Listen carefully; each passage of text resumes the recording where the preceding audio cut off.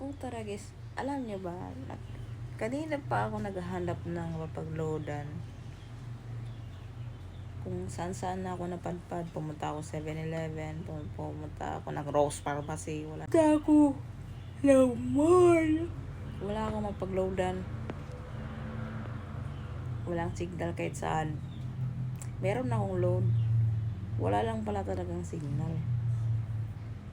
Pero pucha, pumunta ako ng office. Grabe ang lakas ng signal, pre. Putik na yan. Naka-Starlink kayo. Hindi na yung signal nyo. Hindi naman sa nagreklamo. Thank you Lord pa nga eh. Pero putang ina, give us a break.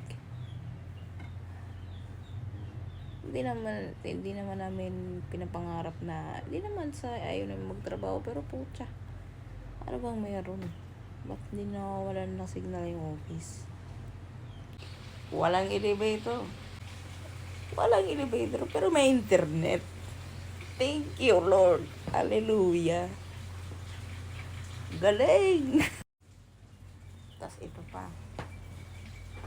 Dito kasi sa amin, pag brownout, walang tagas dito, walang tubig. Walang awas, ang gripo day. Pero po siya, pero pumunta ka ng office, pwede ka mag-shower, eh. Aperte, anong meron? Diba?